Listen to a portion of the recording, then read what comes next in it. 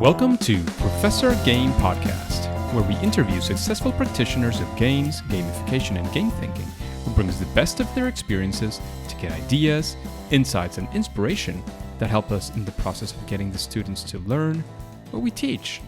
And I'm Rob Alvarez. I teach and work at IE Business School in Madrid, where we create interactive and engaging learning materials. Want to know more? Go to professorgame.com/subscribe, start on our email list, and ask me anything. Hello, Engagers. Today we have an educator once again. We have Paul Darvasi. But Paul, before we get started, we need to know, are you prepared to engage? I am always prepared to engage, Rob. Thank you. I'm sure you are, because Paul is, as I said, is an educator, but he's also a game designer, speaker, and writer whose work looks at the intersection of games, culture, and learning. He teaches English and media studies and is a doctoral candidate at York University. He's also a founding member of the Play Lab at the University of Toronto. His research explores how commercial video games can be used as texts for critical analysis by adolescents. I'm not sure if I'm pronouncing that right, by teenagers, basically. He has designed pervasive games that include the Word game, which is based on Ken Kesey's One Flew Over the Cuckoo's Nest, and Blind Protocol, which is a cyber warfare simulation that instructs on online security, privacy, and surveillance as well. He's worked with the Canadian Royal Military College, the U.S. Department of Education, the UNESCO, Foundry 10, Consumers International, iThrive, and Connected Camps. And he's also participated in several international research projects. And he recently wrote a working paper for UNESCO on how commercial video games can be used for peace and education and conflict resolution. His work has been featured on PBS, NPR, CBC, Huffington Post, Polygon, Killscreen, Gamasutra, Sterne, Endgadget, Edsurge, Edutopia, and MindShift. So, Paul, is there anything that we're missing from that intro, or anything else you'd like to add before we get started? Phew, no, that was very exhaustive. I'm impressed. You've been doing your research. Thank you for that magnificent introduction. So, Paul, we'd like to know a little bit more beyond all these accolades and all these things, fantastic things that you've been doing and done. What does a regular day or a regular week look like? What does it feel like to be Paul in a day like today or yesterday or whatever you want to go? So a regular day, I mean, it really depends, because I'm a teacher. I have regular days in the summer and regular days while I'm teaching. So I guess the regular days while I'm teaching would be more characteristic of my day-to-day life, because that's where I spend most of my time. So I teach at an all-boys school in Toronto. So I spend a good chunk of my day in the classroom. I teach English and media studies. So I would undertake traditional sort of, teaching novels and poetry and literature and all this type of stuff. And in my media studies class, we do a lot of media analysis, looking at gender and racial representation in the media, how media is constructed, the effects of data mining, privacy, surveillance, that type of thing.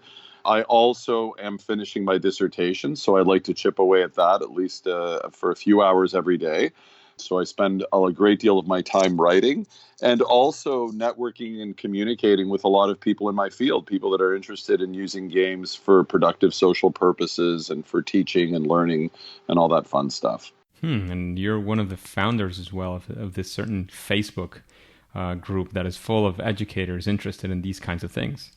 That's right. So we were a small group that discovered each other at various conferences, particularly in North America, that are focused on either educational technology or games and learning. And eventually we started a small Facebook group that started growing astronomically as people from around the world started joining into our chorus of voices. And it's a really nice place to connect with other people and share resources and experiences and ask questions. And it's been a very fertile avenue for our group to really grow and learn from each other. Absolutely.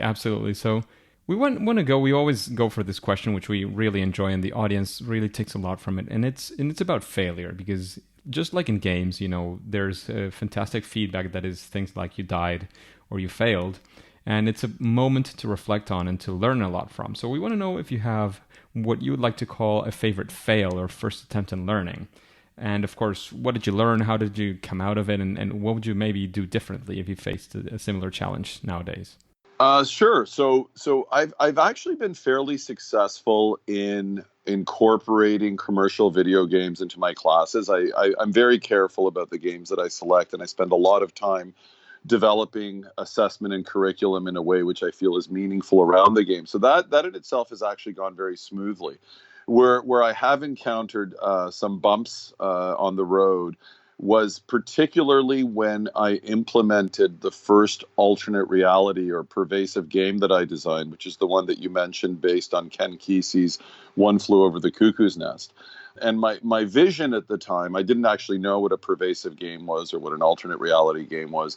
And my vision at the time was to really turn the class into a living video game, to try to use video game mechanics and activate them in a classroom environment so that my students could actually live in the asylum world of One Flew Over the Cuckoo's Nest. And it struck me that the asylum and the life in the asylum that Ken Kesey describes in his famous novel wasn't too different from life in your typical school. So I thought there was there was an interesting connection there, and perhaps an opportunity for some social critique. But I really came up with the idea not long before I implemented it. And I didn't really have the opportunity to do all of the nitty-gritty design work that probably should be done before something that big is put into place, because the game lasted for 30 days and it was very elaborate and there were all kinds of different things going on. So when I first started it, because it involved, something very unexpected for the students, I think it started bordering a little bit on social experiment, where there were emotions being released and ways that I was behaving in order to stay in character that made a few students a little bit uncomfortable, and I had to take them aside and kind of let them know that the whole thing was a game, and I think that eased a lot of the concerns around that. And then in the subsequent years that I delivered what I call the ward game, I had spent a lot more time designing and refining various elements of the game, so I never really encountered that problem before. And then the other side of that is when I first came up with it, it felt like, to be honest, it felt like some kind of a breakthrough. Like this, it felt completely different from anything I had ever done in an educational or an instructional environment. It felt like the kids were incredibly engaged. It was fun. They were producing tons of work. And it was playful. It was this incredible, unique experience. It was ceremonial. It was artistic. It had all these different elements to it. And it's almost like I'd unlocked this Pandora's box that was almost bigger than I expected it to be, and quite frankly, almost overwhelming. And I didn't really know what to do with it. I thought, this is something. I have to do something with this. I have to share this. And of course, my mind immediately went, well, I should create a website and kind of package this in a way that I could sell to other educators. But as I kept going through that idea, I felt there was something not quite right about that, and I felt that the experience was very unique to my own environment, and very quickly I thought that the commercial route, which I've always been very suspicious about mixing commercial enterprises with education, I decided to go more the academic route and start contacting academics who may know something about these types of experiences or help me figure out what it was or what place it had in education. So I had a few missteps early on, both in the way that I contacted and communicated with academics and how I was going to share the experience. And eventually, through those mistakes and missteps, I eventually found the right people and wrote about it in a way that I feel is very meaningful, and really started a route which I've subscribed to through my whole career, which is to share and be open with anything that I come up with or model in my own practice. Wow, very interesting. And what would you say were those of those key mistakes that you initially started with? What would you say is maybe go deeper into one of them, and what did you learn from that experience? So that's great. So one is academics don't have time to read very, very long letters. So keep it brief. Lay out the basics, and I think that would be greatly appreciated. Often, most people in the scholarly world are overwhelmed with their inboxes full of requests from students and projects and administration, and particularly if it's not something that's 100% within their interests at that moment, it's unlikely that they're going to be interested. So I learned that the hard way, and eventually got to a point of being able to find the right people and communicating them in an effective way.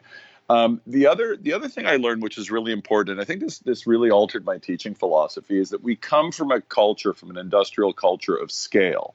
So what typically happens is a teacher comes up with a good idea, and they want to, and in some ways it works. You can then reproduce that idea over and over again, like for example, flipping a classroom. But what I thought about this is that this game that I designed, the word game, was very, very unique to my own school culture, and that I don't think it could be easily reproducible by any teacher. It was designed based on my interests, my own abilities, and it's not something that could be easily packaged and sent off and duplicated. And what it made me realize is that scale, I believe, should be in the modern educational climate, not so much a template that is uniformly reproduced, but more creating inspirational models to teach teachers or help teachers see what is possible, and then allowing them to adapt those models to their unique culture and instructional environments. Because no two schools are the same, no two instructional settings are the same. They're all unique cultures. And what the implications of that is that increasingly teachers would start thinking themselves more as designers and artists than necessarily instructors, where they actually create the conditions where learning takes place, instead of that, the idea of just kind of delivering the information and putting it into kids' heads. Wow. So that was very inspirational, Paul. I think there's many key lessons there. And you were mentioning, even with the long emails, I think it was some sort of iteration, if we can call it that way. Absolutely. You tried something, it didn't quite work, and then you tried something else until you refined it until there came a better product. And in a way, it's also very linked to the other lesson that you were mentioning. It's not about designing for just anybody. It's not an industrial situation. You're actually designing, and that iteration is for the people you're designing for. So I do think those two lessons are key and very, very valuable when creating something for education. Sometimes, going for the scale might be the right thing to do, and sometimes it's not. Sometimes you can't generalize well enough to say, well, this can be applied to other places, and that's okay. That works as well. That works for your culture, your students, and that's a great thing, because if your students are engaged with that, then you're making a meaningful difference with your students, which is, in the end, is the main objective that you had to go for. Exactly. And I think you have a better chance of reaching your students if you adapt your work to the unique culture of your school and your teaching environment. And I have to add, in terms of failure, that there was a point where I gave up, where I basically wasn't getting any bites for the emails that I was sending out. I didn't really know how to share my experience, and I felt pretty defeated by that process. And it was one of those things where I woke up one morning after a few weeks after I had really just stopped and decided to move on and get on with my life. And I thought, there's a few more places I could probably try. And I contacted a professor at a university in Montreal here in Canada, and she took a little bit of interest in what I had written her. By that time, my emails were a little bit shorter as well, so that also was good.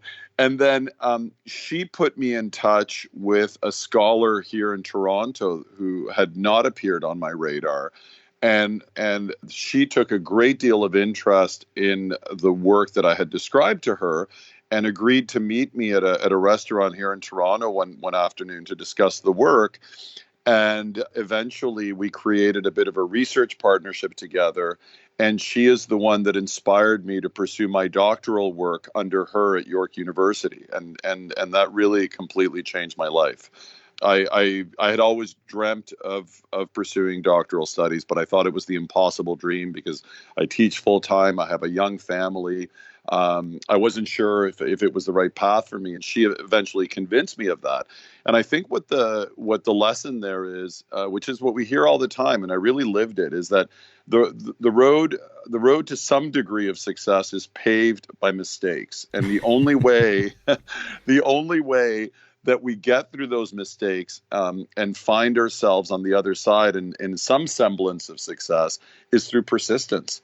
and not giving up. And I definitely had that low moment in my hero's journey where I felt, well, this is not going to work out, and obviously nobody's interested in this work, and it turned around substantially at that point because I did push a little further.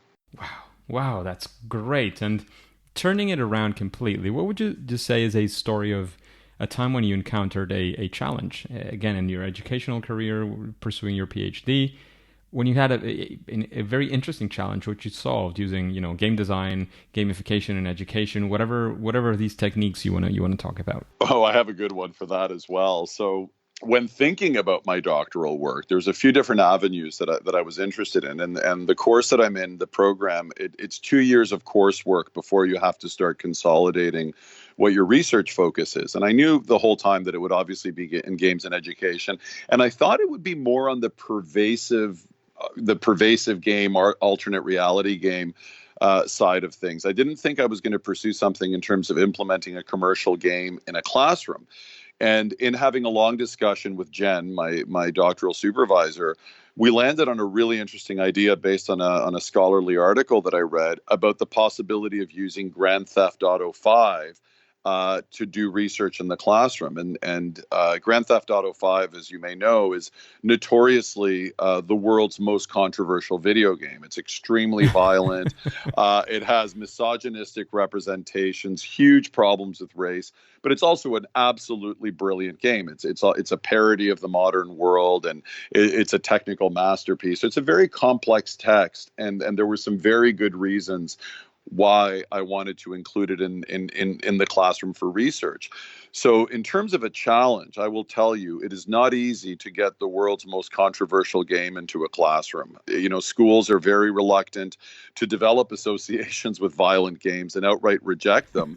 But part of the idea behind this project is to say, we have this game that has sold over 110 million copies, the third best-selling game of all time. We have young men all over the world playing this for hundreds of hours, and we have absolutely no idea what goes on through their heads when they do this. And two, we don't give them any type of a critical apparatus to process the problematic, representations that they encounter in the game. So the message is, this is where schools have to step up and accept the reality that this is the media that's being consumed.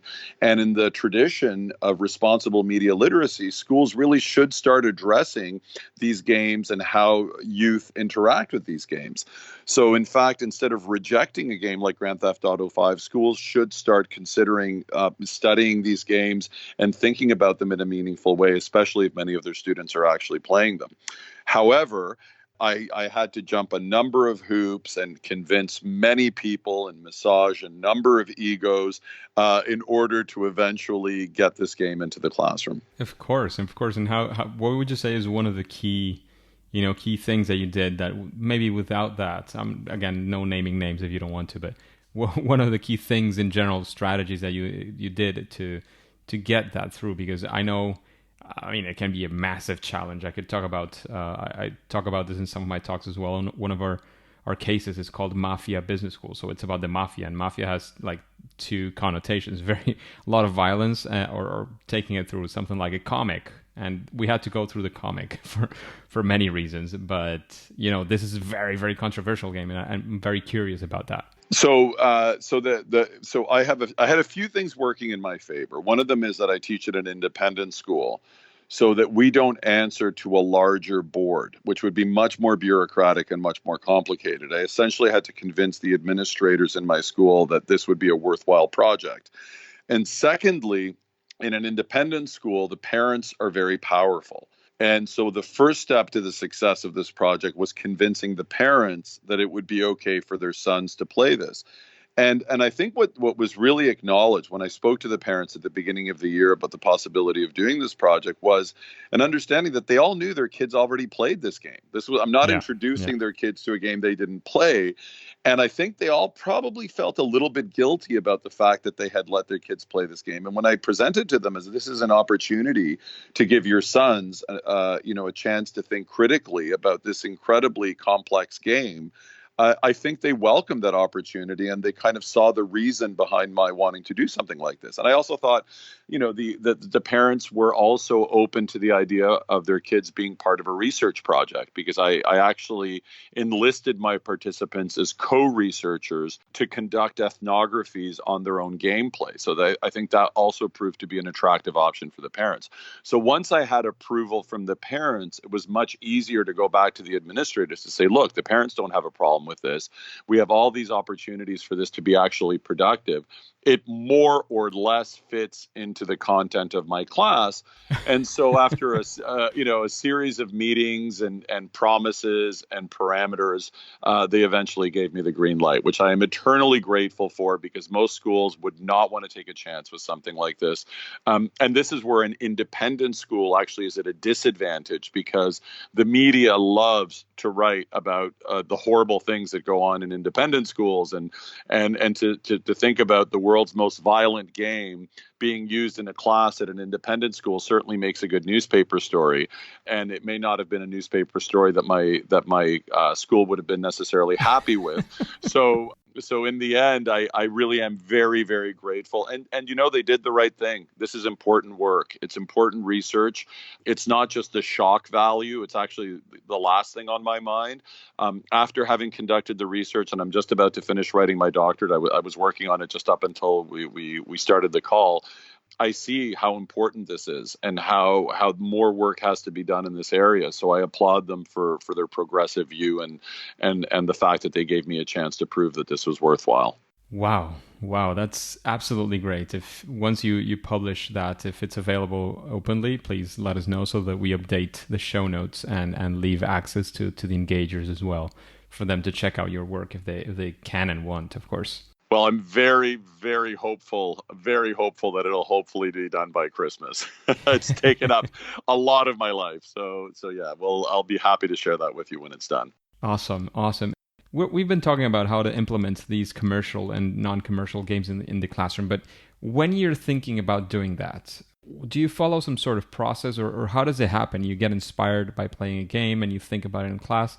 Like, do you have some series of steps? Is it, are there no steps and it's pure, imagination and creativity? How does it work for you? So that's a wonderful question. I'm very judicious. I knew that I wanted to use video games in the classroom long before I actually found a video game that I felt would be suitable for my classroom. So I feel that for the project to be a success, you really have to find the right game, which means you have to expose yourself to a number of games. And I think it really depends on the class. So I've also helped teachers in my school implement games in their practice. So history teachers and second language teachers. And I choose the games very carefully based on what their instructional goals are, and if I feel that it's not just using a video game for the sake of using a video game, but that we can do something productive with the video game in a way that couldn't be done otherwise. So, for example, one of the first video games I used in one of my classes was a beautiful short form narrative game called Gone Home in 2012 or 2013.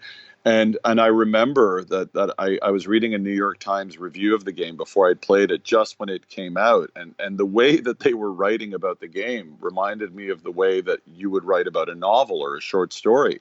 And because I teach English literature, I thought, wow, this is really impressive. I mean, if it has this kind of richness, it could potentially have some value as a text in my class. So I immediately purchased the game and played it. And as soon as I'd finished playing it, I knew that this was the right game because of the length, because of the technical implementation elements. It wasn't very technically demanding. It was easy to play. It told a really rich and nuanced story. And I felt that the way that it told the story, the narrative structure of the game, included some unique elements that I think were very pertinent to thinking about narrative in the 21st century, that would show them that as we move from the novel and the poem and the play and these more traditional forms, that we now have new ways of storytelling that are also rooted in the past, but use some narrative strategies that are pointing to some new ways to tell stories. And I think because it fulfilled all of that, I felt it was a really great addition to my curriculum. And it was really well received. The assessments around them them were very powerful. And since then, I've been using a very similar process of being very careful to pick the right game and to try to develop assessment and curriculum around it that's relevant to the game and also to the classes that I'm teaching. Fantastic, fantastic. Just a quick break before we continue. Are you enjoying this podcast? If you're listening through a podcasting app, please subscribe and rate us on the app. This will be of great help to reach more engagers so we can change the world together through gamification. Paul, what would you say is something that almost any educator thinking of implementing these games in the classroom would benefit from, like a best practice or, again, something that you apply or strategy that you think almost anybody could benefit from if they're going to apply and use games in the classroom? So one is to try to expose yourself to as many games as possible and try to play. But however, I know that people are really busy. When you're an educator, whether at the university level or at the high school level, you do not have a lot of free time to play games. And that I understand that. So if you are interested in diversifying your practice, to actually look for existing models of teachers or university professors that have used video games in their practice and how they've used the video games in your practice. And at that point, the most important thing is to play the game yourself, to really get into the game and play it through and think about it and think about how you can adapt certain elements of the game to make it relevant to your practice. And the second part of it is that games are a unique form. They're not novels. They're not movies. They have their own language. They have their own grammar. And what I try to do is to create assessment that is true to the nature of the game, to think of the unique features of the medium, the unique mechanics of the game, and how we can leverage those in order to create meaningful activities and ways to think about the game, not just for its content, but also for its form. Absolutely. That makes a lot of sense. And in that sense of, talking about good practices, is there anybody that comes to your mind when you listen to these questions to an interview like this one that you would like to listen to in an interview like this one in Professor Game? Oh, yeah. I think of people such as my friend John Fallon, who's done some really great stuff with narrative games. I think of somebody like Steve Isaacs, who's done phenomenal things around game design he's working with high school students now, but he also has worked traditionally with middle school students. Also, Zach Hartman, who you've already had on the show, does fantastic things developing tons of curriculum around a ton of games, but also making it freely available to teachers, which I absolutely love that ethos. I think of the work that Matt Farber has done, who's currently a professor in in Denver. So these are some of the people that I think are doing some really remarkable work in this space. Absolutely. In fact, John Fallon is one that we're missing from that list. Steve Isaacs was here some time ago as well, and I met him personally in Serious Play in Orlando this year. He was also talking about esports and the teams of esports that he's managing and working on recently. I think it's one of his focuses right now. That's right. And another one who's done some really interesting work as well is, of course, Peggy Sheehy. I'm not sure if you've had her on. She's done a lot of work with using World of Warcraft in the classroom, and she does an amazing unit based around the hero's journey where they read Tolkien's The Hobbit and also look at the hero's journey using World of Warcraft in the classroom, which is really fascinating stuff. And she did that with Lucas Gillespie, who's also another brilliant integrator who does now I think he's got a role in technology integration, but he's also done a lot of fascinating stuff around games. Yeah, I met her in Orlando. Hopefully in the future we'll have her in the podcast as well. So in that same sense of recommendations, what would you say is a book that you would recommend the engagers to read and why? Well, the sort of current Bible in our world would be James G's What Video Games Have to Teach Us About Learning and Literacy. That is probably the most important book to read in terms of games and learning. But I also find Reality is Broken is a phenomenal book, and her name escapes me now. Jane McGonigal, yeah. Of course, Jane McGonigal. I just had a brain hiccup. So So I find that really is a fascinating book. But there's a lot of books that have come out now that are looking at different elements of game culture, particularly in the scholarly world. And increasingly, we're seeing more and more people thinking about games, not just in terms of education, but for other socially productive purposes. Absolutely. There's lots coming out in very interesting ways. And now I would like to talk a little bit more once again about your interests. And the first one would be, what is your favorite game? Wow. Well, there's a few things. I mean, if I were to say the game where I've probably logged the most time would have to be Civilization.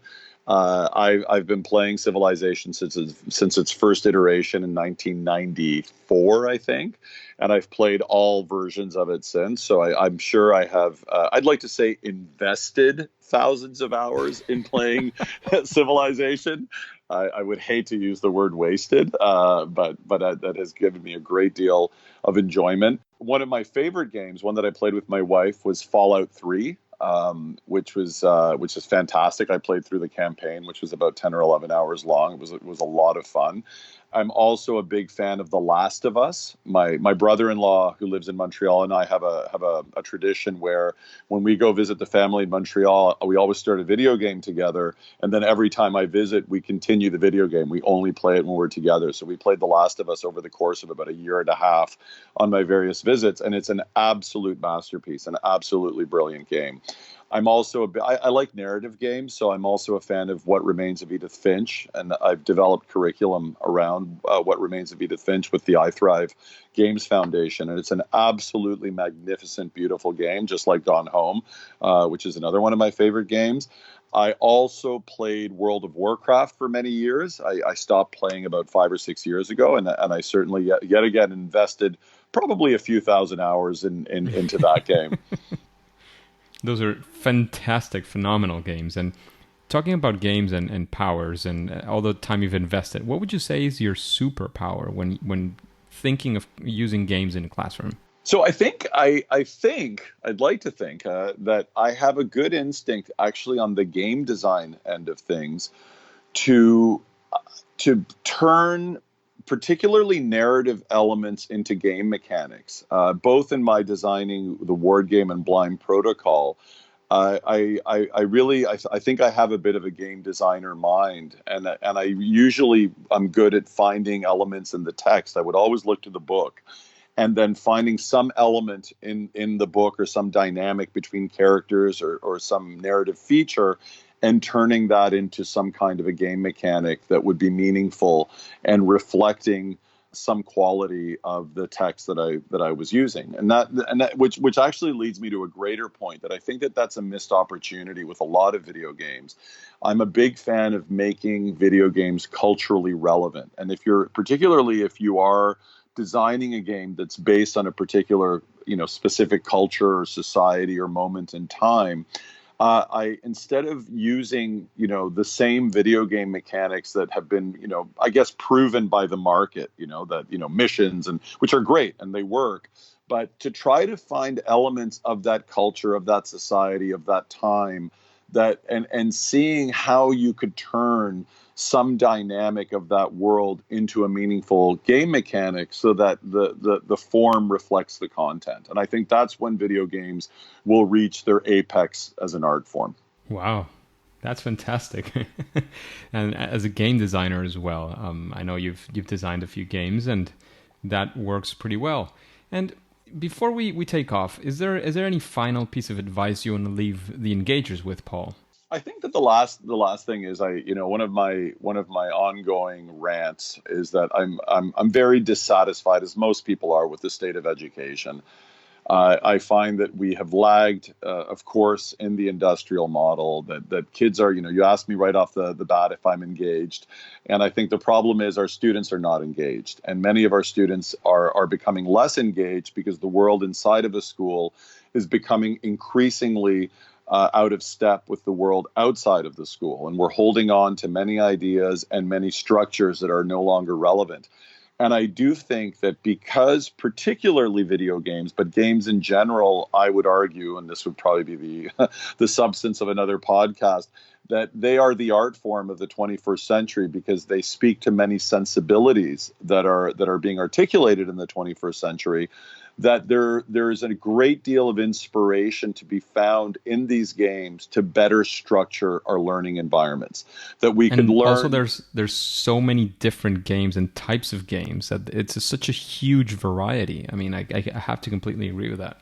Yeah, exactly. And we can take, lessons that we learn from video games and games, that what makes them entertain them. Why are kids willing to die over and over again and not give up and challenge themselves to push forward in a game, but they're not willing to put any effort into school, and find the magic recipes that make these games both engaging and incredible learning tools, and start grafting that into thinking about how we can redesign our education system to better align and service the world that we live in today. Absolutely. The way I like to talk about gamification is exactly that. Like, extract the ideas, the strategies, the good thing it has for engagement, the games that have for engagement, again, from board games, video games, sports, whatever games you want to talk about, and implement them to solve that engagement crisis. Again, myself mostly in education, but there's other worlds in which that can benefit as well. And I think it is a fantastic place to be in and a fantastic thing to do, because it's a very relevant problem for today and for the future. Yeah, I agree 100%. We speak the same language, Rob. Fantastic. So, Paul, before we go, please, let's get into the plug zone and let us know where we can find, I don't know, whatever webpage, social media, whatever you want to plug here, book, whatever it is, please let us know where we can find you as well. So I'm on Twitter, and it's my name, at Paul Darvasi. You can also write me at pauldarvasi@gmail.com. And I have my blog is currently neglected. I blame my doctoral studies, but it's still some interesting stuff there at ludiclearning.org. And I'm also a writer for MindShift. So if you want to read any of the stuff that I've written on Dungeons and Dragons and various other implementations of games in instructional environments, you can find me as a writer on MindShift. Fantastic. Thank you very much, Paul, for your time. I know being a doctoral student and a teacher full-time is not an easy thing to spend time on other things as well. So we really appreciate your time here. However, for now and for today at least, it's time to say that it's game over. Thank you very much. It was such a pleasure to speak with you today, Rob.